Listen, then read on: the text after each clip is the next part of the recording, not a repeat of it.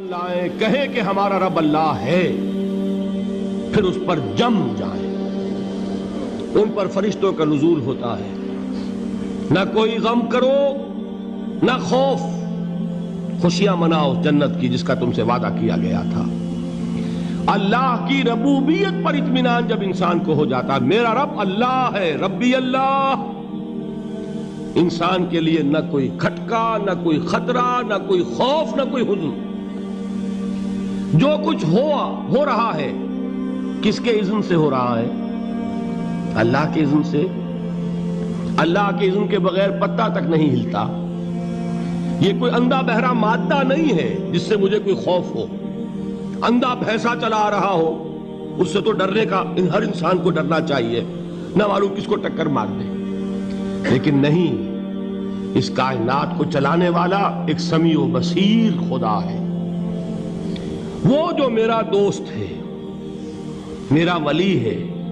اللہ ولی الذین آمنوا یخرجہم من الظلمات الی النور۔ اللہ اہل ایمان کا ولی ہے، ساتھی ہے، پشت پناہ ہے، مددگار ہے، حمایتی ہے۔ بتائیے جسے یقین ہو جائے کہ اللہ میرا مددگار، اللہ میرا محافظ، اللہ میرا پشت پناہ، اللہ میرا حمایتی، اس کے لیے کوئی خوف ہوگا؟ اس سے کوئی ڈر ہوگا؟ میں مثال دیا کرتا ہوں ایک بہت سادہ پنجاب کے دیہات کی۔ وہ بڑا چودھری ہے اور کوئی غریب کسان ہے۔ اس غریب کسان کے جانوروں کو ہر وقت اندیشہ ہوگا چوری کا، کوئی میری بھینس کھول کر نہ لے جائے، کوئی میرا بیل کھول کر نہ لے جائے۔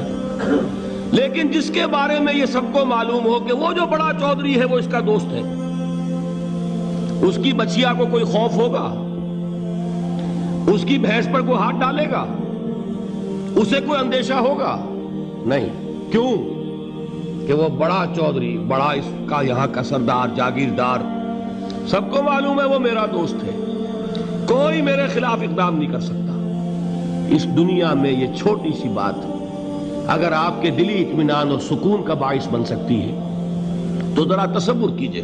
میں لفظ تصور استعمال کروں گا صرف اس لیے کہ اس کا ہم جس کو کہتے ہیں ادراک اور شعور کر نہیں سکتے، اگر کے ساتھ کر سکتے۔ اگر یقین ہو کہ اللہ میرا مددگار اور یقین ہو کہ اللہ ہر آن میرے ساتھ ہے، پھر کوئی خوف؟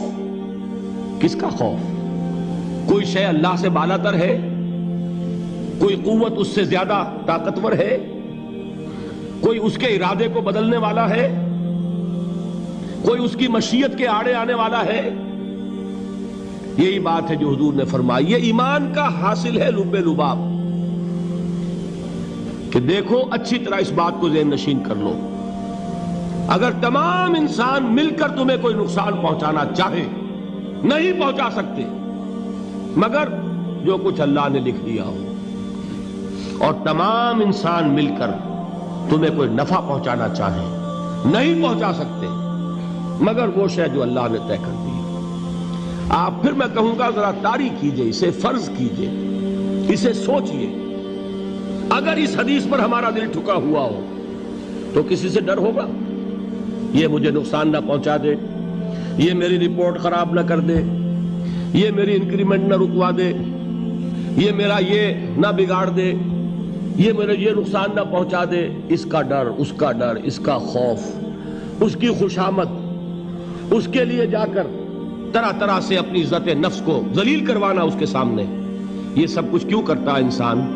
جب سمجھتا ہے کہ اس کے ہاتھ میں میرا کوئی نفع ہے، اس کے ہاتھ میں میرے لیے کوئی ضرر ہے، یہ مجھے کوئی غضب پہنچا سکتا ہے، یہ مجھے کوئی نقصان پہنچا سکتا ہے، یہ میرا کوئی کام بنا سکتا ہے، یہ میری کوئی ضرورت پوری کر سکتا ہے، اسی کا نام شرک ہے۔ جہاں آپ نے یہ سمجھا کہ غیر اللہ کے اندر کوئی طاقت موجود ہے، وہی شرک ہے۔ بتوں سے تجھ کو امیدیں، خدا سے نومیدی، مجھے بتا تو صحیح اور کافری کیا ہے؟ شرک تو یہ ہے۔ جس پر بھی تمہیں یہ خیال ہے، کلمہ ہے یہ کلمہ سوم، لا حول ولا قوت الا باللہ، ذرا اس پر دل کو کبھی اگر آپ تصور کریں، پھر فرض کریں، دل ٹھک جائے اس پر، کوئی طاقت نہیں، یہی بات تھی جو شیخ عبد القادر جیلانی رحمۃ اللہ علیہ نے اپنی وصیت میں اپنے بچے سے کہی۔ 11ویں دینے والے ہیں، لیکن حضرت شیخ عبد القادر جیلانی کی وصیت اور تعلیمات کو کتنے لوگ ہیں تو جانتے ہو؟ یہ جن مقامات تک پہنچے ہیں وہ کس چیز کی بدولت پہنچے ہیں؟ انہوں نے جو پیغام دیا وہ کیا تھا؟ اے میرے بچے، جس طریقے سے قرآن مجید میں حضرت لقمان کی نصیحتیں جو ہے نقل کر دی گئی ہیں، میں یہ عرض کروں گا بالفرض اگر قرآن حضرت عبد القادر جیلانی کے بعد نازل ہوا ہوتا تو شیخ عبد القادر کی یہ نصیحتیں بھی قرآن میں درج ہوتی۔ اتنی اونچی نصیحتیں ہیں۔ اے میرے بچے، اس حقیقت کو ذہن نشین کر لے، لا فاعل فی الحقیقت ولا مؤثر الا اللہ۔ اس کائنات میں نہ کوئی فاعل حقیقی ہے نہ مؤثر حقیقی ہے سوائے اللہ کے۔ کسی شے میں کوئی تاثیر نہیں اگر اللہ نہ چاہے۔ آگ جلا نہیں سکتی اگر اللہ نہ چاہے، پانی ڈبو نہیں سکتا اگر اللہ نہ چاہے، زہر ہلاک نہیں کر سکتا اگر اللہ نہ چاہے، کوئی چیز فائدہ نہیں پہنچا سکتی اگر اللہ نہ چاہے۔ تو در در پہ کیوں سر جھکاتے ہو؟ در در پر کیوں جبیں سائی کرتے ہو؟ سب کے سامنے کیوں ہاتھ پھیلاتے ہو؟ ایک اللہ سے مانگو، ایک اللہ کے سامنے زمین پر اپنی جبین رکھو۔ لا فاعل فی الحقیقت ولا مؤثر الا اللہ۔ نظر آتا ہے ہمیں کہ پانی پیاس بجھا دیتا ہے، پیاس بجھانے کی صلاحیت پانی میں نہیں ہے، اللہ کے اذن سے۔ کھانا بھوک مٹا دیتا ہے، بھوک مٹانے کی صلاحیت کھانے میں نہیں ہے، اذن رب میں ہے۔ دیکھیے یہی یقین تھا حضرت موسیٰ علیہ السلام کا واقعہ یاد کیجئے۔ سامنے سمندر آ گیا ہے، قوم دیکھتی ہے پیچھے کہ گرد و غبار کا طوفان ہے۔ معلوم ہوا کہ فرعون اپنے لشکر سمیت آ گیا ہے۔ لشکر جب چلتا تھا تیز رفتاری کے ساتھ تو گرد و غبار کا جو طوفان اٹھتا تھا اس کا تصور کیجئے، اور لمحہ بلمحہ وہ قریب آ رہا ہے۔ پوری قوم نے کیا کہا؟ اے موسیٰ انا لمدرکون، اے موسیٰ ہم کو پکڑے گئے۔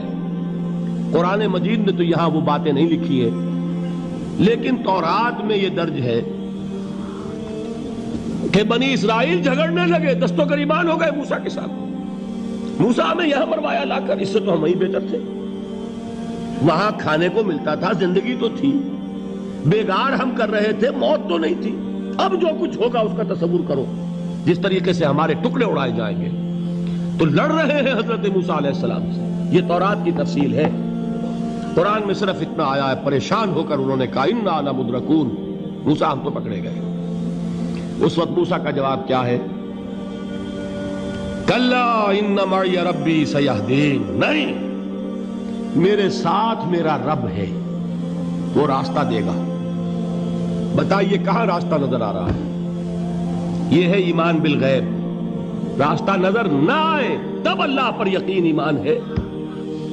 جیب میں پیسے ہوں اور تب دل کو اطمینان ہے تو ایمان کس پر ہوا؟ پیسے پر، اللہ پر نہیں۔ جب وسائل و ذرائع نہ ہوں اور پھر یقین ہو کہ اللہ مسبب الاسباب ہے، وہ اسباب کا پابند نہیں ہے، وہ اسباب کا محتاج نہیں ہے، اسباب اس کے محتاج ہیں۔ اگر یہ یقین ہے تو اللہ پر ایمان ہے، یہ نہیں ہے تو تمہارا ایمان اسباب پر ہے، وسائل پر ہے، ذرائع پر ہے، مادیات پر ہے، اللہ پر نہیں۔ اس وقت کہاں راستہ تھا؟ کوئی راستہ تھا؟ سمندر ہے اور ادھر سے لشکر آ گیا ہے۔ کلا ان معی ربی سیہدین۔ اب دیکھیے ایمان کہہ دینا آسان ہے، ہوا معکم اینما کنتم، جہاں کہیں بھی تم ہوتے ہو اللہ تمہارے ساتھ ہوتا ہے، لیکن اس کا یقین قائم ہو جائے تو زمین و آسمان کا فرق واقع ہو جائے۔